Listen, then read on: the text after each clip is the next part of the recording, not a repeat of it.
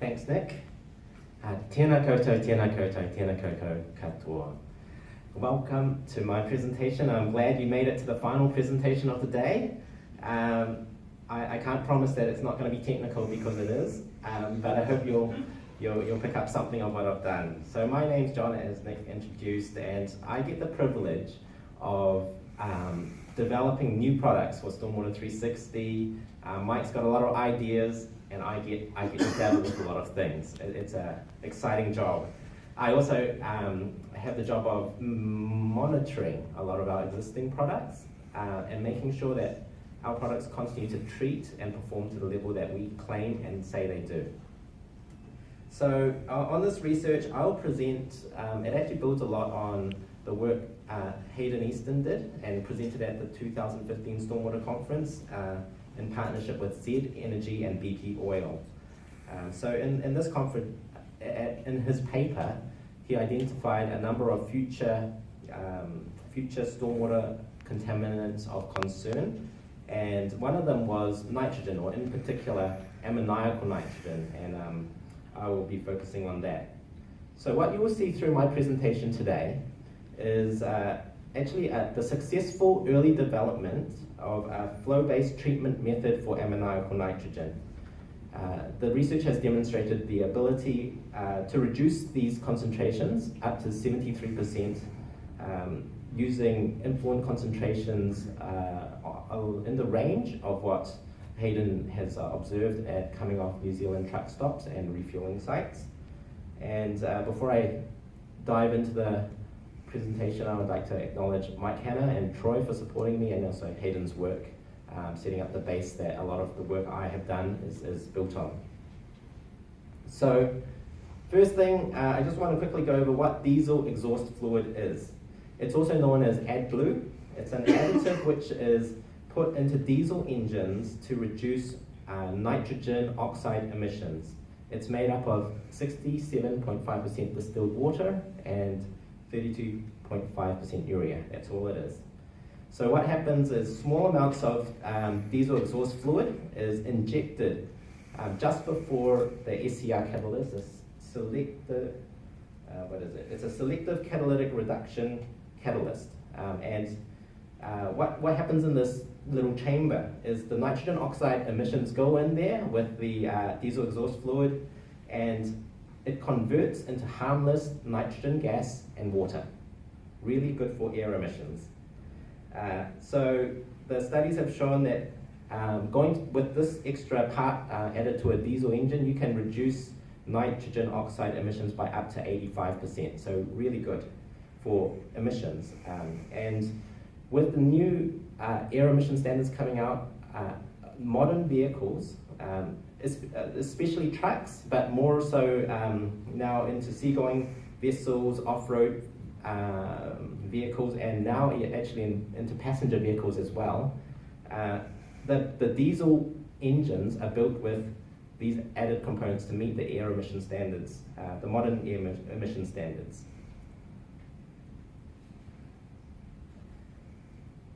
While this addition has been really good for air quality, it's been really bad for stormwater and receiving water environments. It's caused quite a big issue, and the issue has come via the deposition of urea on the hard stand of truck stops and refueling stations when it inevitably, when drips and spills occur.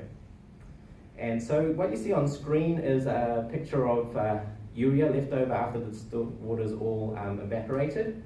And this urea ends up in one form or another in downstream catchments, aquatic environments. So Hayden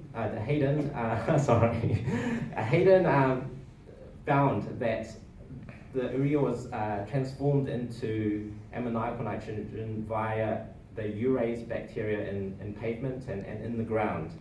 And ammoniacal nitrogen is a problem because aquatic environments are very sensitive to it. So ammoniacal nitrogen essentially refers to these two, both these forms are considered ammoniacal nitrogen, NH3 ammonia and NH4+. They exist in equilibrium, and aquatic life is very sensitive to ammonia.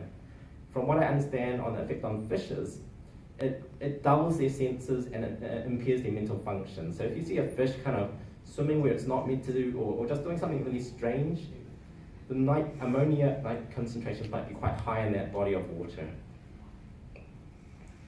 So what I've put on screen is a summary of the limits by the US EPA, the US Environmental Protection Agency, and as well as ANZAC, that's the Australian and New Zealand guidelines for fresh and marine water quality. So I'll just explain these limits a little bit. The US EPA limits are only allowed to be exceeded once every 3 years. So in order to be below the acute exposure limit, the average concentration over 1 hour in a freshwater environment should not exceed 17 milligrams per litre more than once every 3 years. For saline receiving environments, it's even lower. It's actually 11 milligrams per litre. So it's pretty low. Similarly, in order to meet the chronic limit, the average concentration over a period of a month should not exceed that limit, 1.9 milligrams per litre more than once over a month-long period, more than once every 3 years. The ANZAC limits are also listed there, and these trigger levels were made for a longer term. These were the concentration of ammoniacal nitrogen that a water body should be under. And while these were made to address more long-term discharges and stormwater flows being more acute, they still give you an idea of how sensitive receiving bodies can be to ammoniacal nitrogen. So in the last row, you can see the range of concentrations, ammoniacal nitrogen concentrations that were measured leaving New Zealand truck stops, two in particular that he monitored. Even though the upper limit is 132 milligrams per litre, the majority of the measurements were about 40 to 50 milligrams per litre. The conclusion of this slide is just, you can see clearly there's the potential for a lot of damage, a lot of issues to be resulted in, and something needs to be done. So I will add one more caveat to this.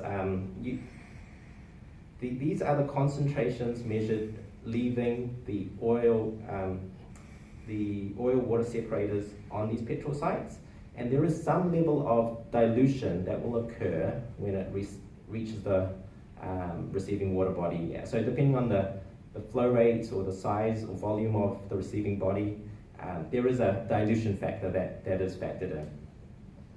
So for our test program, we used ammoniacal nitrogen concentration of 42 milligrams per litre. So this was about what we determined was an average or expected concentration to come out of our oil water separator.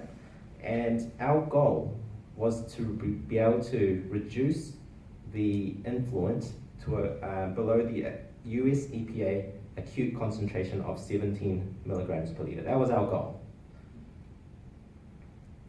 So while zeolite, which has been identified as a media capable of removing ammoniacal nitrogen, actually getting quantitative numbers on how much it could absorb or what rate it could absorb, this was really hard to find. And I guess maybe part of the reason was because the absorption rates of zeolite would change depending on the grade of zeolite you use and where you get the zeolite from.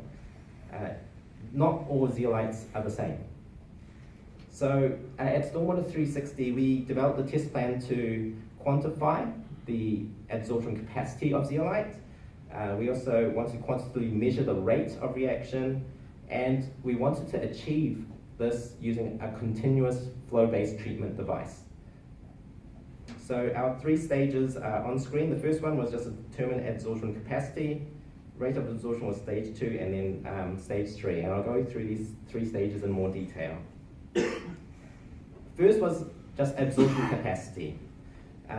What we did was we wanted to know how much zeolite, or the grade of zeolites that we were working with, how much they could absorb in 24 hours. So it was a very simple test. We put zeolite in 6 containers, and we made up a solution. It was a synthetic solution made up using ammonium chloride salt. And so we had a solution of 132 milligram per liter ammoniacal nitrogen solution.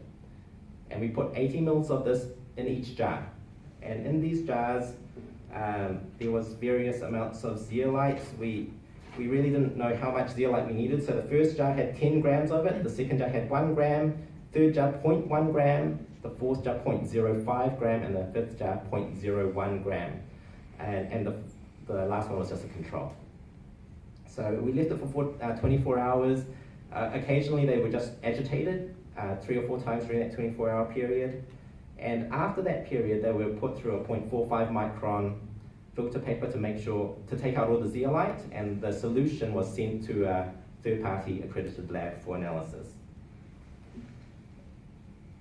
The results that came out showed very clearly that for the concentration and volume of ammoniacal nitrogen we used, a mass of between 1 and 10 grams of zeolite resulted in a significant decrease in ammoniacal nitrogen concentrations. The sample with 10 grams of zeolite actually managed to reduce the ammoniacal nitrogen concentrations to 3 milligrams per liter. So that if you start off with a 132 milligrams per liter to 3 milligrams per liter, that's a 98% removal rate. I'm not saying we can get it, but that's what we saw in these first initial tests. So this gave us the ballpark of the mass of zeolite that was needed. We went to stage 2, where we were trying to determine the rate of absorption. So the rate of absorption tests were done to understand 2 things. First, how the rate of absorption changed over time, and second, to establish the relationship between contact time and removal percentage. Understanding the relationship between contact time in particular and removal percentage helped us to understand what sort of flow rates we could work with. And that was important for stage 3. We were doing continuous flow trials. How fast could we flow water or polluted water through zeolite and still get meaningful treatment? So for this rate of absorption test, we had 11 containers, each with 1 gram of zeolite, of our Z1 zeolite. That was the first grade that we used. And in each container there was, again, 80 milligrams of 132 milligram per liter ammoniacal solution.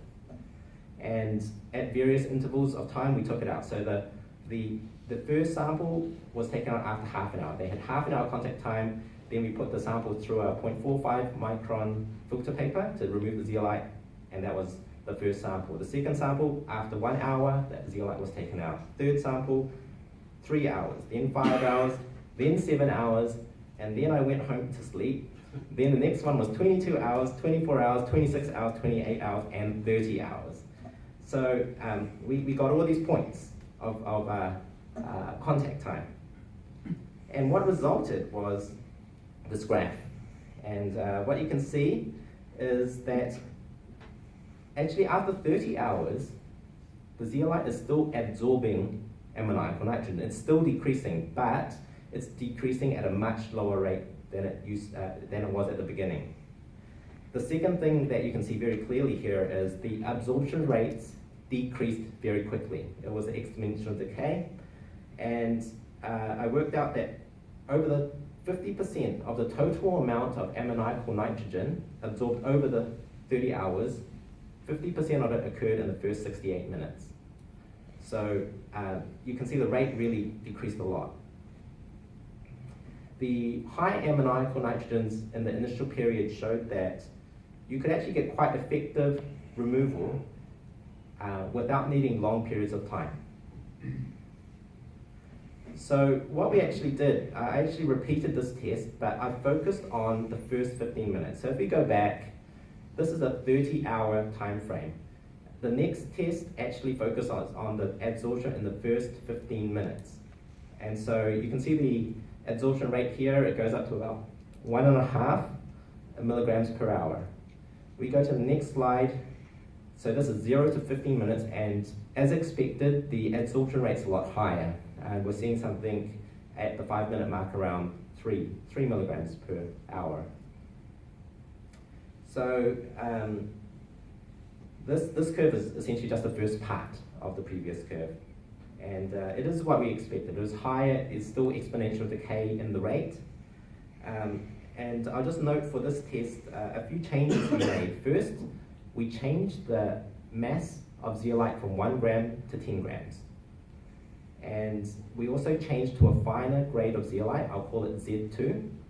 And we did this because with the shorter contact time, we still wanted quite high removal. So you have more media but less time, you still get good removal. And I haven't detailed it in the slides, but in the paper, if you want more details, it gives you that exact amounts removed. And over 15 minutes, we managed to remove at least 75%. So okay, moving on. So stage 3. The final test we did were to pass influent containing ammoniacal nitrogen through our prototype horizontal flow columns. And we wanted to collect influent and effluent pairs to measure. We wanted to check if the static adsorption rates we saw in the previous 2 stages could be replicated in a dynamic, continuous flowing system. So the horizontal flow column, which is shown on screen, was filled with the Z2 media. This is the finer grade of zeolite that we use. And the ammoniacal solution was made to 42 milligrams per liter. So we're dealing with something more average. We're not dealing with the peak concentrations that we saw previously.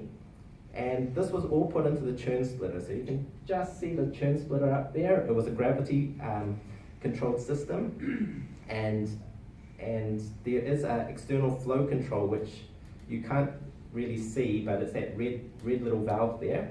And that allowed us to control the flow rate going through the system. So using the system, we limited the flux rate of this horizontal flow column to 50%, 25%, and 10%. So this is all based off a storm filters treatment rate. Essentially, it's a half rate storm filter treatment, quarter rate, and a 10th rate. For each of these flux rates, we collected 3 paired influent effluent samples. So we took measurements at 1 minute, 6 minutes, and 11 minutes. And what I mean by a paired sample is we would take the influent sample just before it entered the horizontal flow column, and then would calculate the amount of time it would take to flow through the horizontal flow column, and then would collect the effluent sample, and that would make our influent-effluent pair.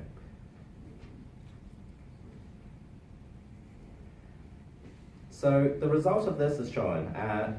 What we saw was actually the removal rates were quite consistent over time. Whether it was at 1, 6, or 11 minutes, the removal rates were quite similar. We also saw something else we expected. With a lower flux rate, we got a higher removal percentage. So if we took an average of the 3 influent and 3 effluent samples for each of those flux rates, we get this graph. And this graph shows that, it is just with reducing flux rate, you get a higher percentage removal. And remember, this percentage removal was based on an influent concentration of 42 milligrams per liter of ammoniacal nitrogen. So that brings me to my conclusion. Essentially, the testing showed that we can actually remove ammoniacal nitrogen, and we can do so in a consistent and predictable manner. In our test that I was involved with, we removed up to 73% in a continuous flow arrangement. And I can say we can do this at least in a laboratory environment with synthetic ammoniacal nitrogen. It's a very controlled environment. We still have a lot of research and development to do before we can create a flow-based device and claim certain removal rates, but this work has been quite exciting for us. It's laid the groundwork for what we can repeat and test, and it's also given us a good basis to proceed with field-based testing, which is where we'd like to go soon with this testing. In light of a lot of the presentations that I've heard at this conference, there's definitely a lot of work that needs to be done on understanding breakthrough of the media and how you would maintain a device like this to keep on removing ammoniacal nitrogen at this rate. But this is part of the excitement of continuing this development. So with that, you've reached the end of my presentations. Thank you very much for your attention.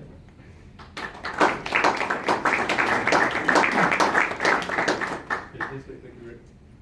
Fantastic, thank you very much. We've got some time for questions. Can I any questions from the floor?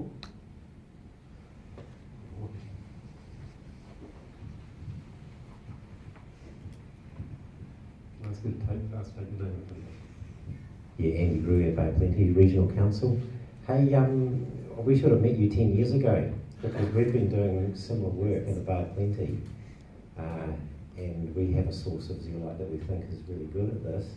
I'm interested if you're able to tell us where your source of zeolite's from and whether you think it's if you trialled other different products. And probably just to give you a bit more information, we're trying to deal with a stream flow geothermal source that's got about somewhere between 30 to 60 parts per million ammoniacal nitrogen, and at a flow of about 17 litres a second. So we've done a whole range of trials, so we're going to have to talk later over a beer, I'm sure. Yeah, but yeah, just wondering about your sources of zeolite, eh? Yeah. Unfortunately, I cannot tell you our source of zeolite. I thought you might say that. Yes, and but it could be something worthwhile. We do try different sources of zeolite, and they do perform differently. The grade in particular is quite important because of surface area, but the quality of zeolite is not equal. We get ours from a mine in the Waikato, actually just over the boundary from Rotorua. Okay. And we started off, it's been used in a product actually by Scion to make a product called Apple P. And they've used that for phosphorus absorption, but I think they've used it as just a carrier because it's got a lot of void space, of course, isn't it? Yes. So they use it as a carrier, and I think their main element of their added to that's probably aluminium. But Okay. we've then used it in trials to do something similar to what we're doing. Aluminium coated. But potentially. Mm. Yeah. Yes. Well, let's catch up over dinner. Any other questions? Claire Gray from WSP Opus. Mine's more of a technical question. You mentioned as part of your methodology that you actually filtered the sample as well. So what impact do you see filtering the sample had when you looked at concentration reduction as opposed to the actual absorption onto the product? The filtration was of just to separate the zeolite from the solution. I don't imagine it would have any impact on the, no? It's just separating the zeolite so it stops reacting with the solution. It did not have any removal. I didn't do it for a removal perspective. The ammoniacal nitrogen is very fine. It just passed through the filter paper. So you would think that 100% would pass through the 45 micron? Yes, I'm quite confident it would all pass through. Thank you. Oh, Hayden. Hayden Easton, Panel of Compliance. So yeah, I suppose first of all, obviously a lot of work's based on what I first started doing some field trials. So first of all, just want to say thank you to Stormwater 360. You know, it was an issue that was identified by ZBP myself quite some time ago, and we really 3 years ago put our hands up in the air saying we need some help. At the moment, all we're doing in terms of implementation for these sites is really picking on low-hanging fruit where we know we're going to get a dilution process to be able to ensure that we are going to have no adverse effects within receiving environments. But we are running out of these low-hanging fruit, and the demand for diesel exhaust fluid in lower, more sensitive receiving environments is increasing. Plus also the Class 5 Euro 5 standard cars are very shortly going to be arriving in New Zealand, so the demand for greater volume of this product within the New Zealand market is going to increase. So first of all, just applaud Stormwater 360 for taking the initiative and doing this project. Moving on. So just a couple of quick questions is in regards to obviously the discharge qualities that are coming from truck stop sites. You know, you typically also have hydrocarbons and sediment loads associated with that. Just wondering if you plan to be doing any additional testings that change the absorbance rates, of which ammoniacal nitrogen can absorb to the zeolites. Obviously, with taking up surface area with hydrocarbons, might change over time. Yes, definitely that's something that must be tested. I mean, even though it goes through an oil-water separator, there's oils and other things that will go through it, and that will in fact influence the removal rate. Unfortunately, I considered adding in some petrol or something into our trials, but I was stopped when I realised that the petrol would dissolve our Perspex horizontal flow column.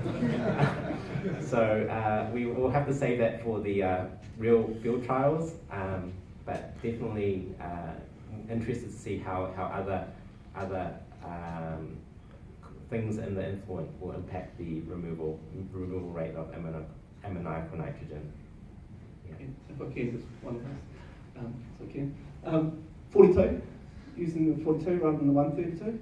132 came as the first flush, which obviously comes in small rainfall events. Just wondering why not 132 in trials? I actually have an extra slide here. This is from your paper. Oh, I was just looking at this and I just saw most of them were around 30, 40, 50, 60, and there was one value at 132. Yeah, the 132 actually came from an observed spill on the site. Oh, it was a spill. Yeah. Okay, so I just thought it looked like an outlier to me. I thought, okay, is it really that bad with one number there? And that's the reason I went to 42. And another reason was, I think it's important to start with achievable goals.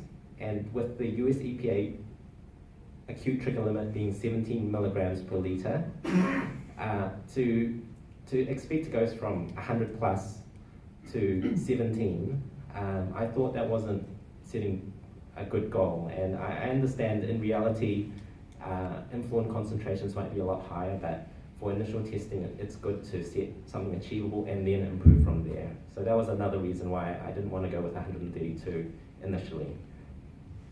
Right, thank you. Very good. Any more questions from the floor?